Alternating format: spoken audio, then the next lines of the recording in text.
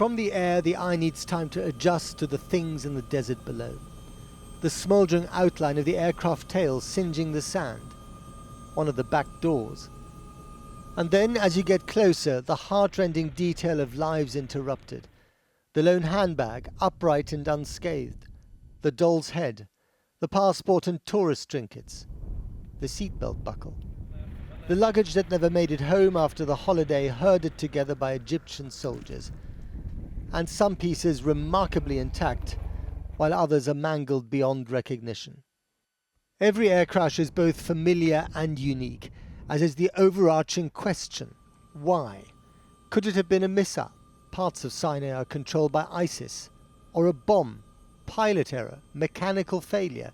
So far nothing can be ruled out, according to the dispassionate expert in London. The point that I'm making is that we don't know, and therefore we cannot rule anything out, including technical failure. And including a bomb? Well, I would say including a bomb, until somebody turns around and says this is the evidence or the lack of evidence that there was either an explosion which came outwards from the aircraft, i.e. there was a bomb on board, perhaps a terrorist walked it on, or a surface-to-air missile. Unlikely, yes. And yet a number of airlines, including Lufthansa and Air France, have diverted their flights from this particular area. Yes, they have. And that is entirely up to them, because at the end of the day, they have to do the risk analysis that says whether that route is safe or not. So they're not ruling everything out either? So they're not ruling anything out either. In St. Petersburg, to where the Metrojet flight packed with holidaymakers was heading, the square by the Winter Palace has become a shrine. So has the airport,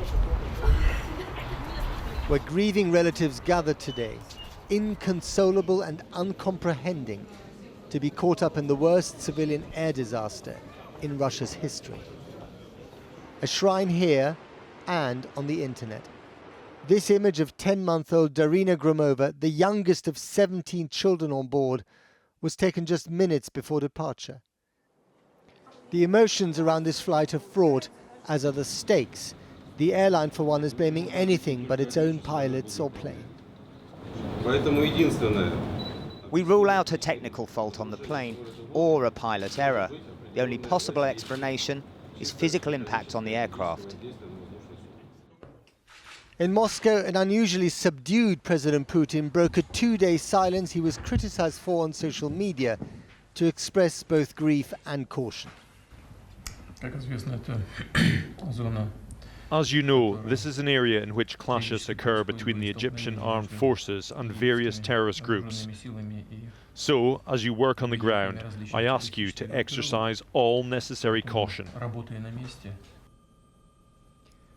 But he must be hoping that the Metrojet tragedy isn't revenge for this: Russian airstrikes against Syrian opposition targets in Aleppo today.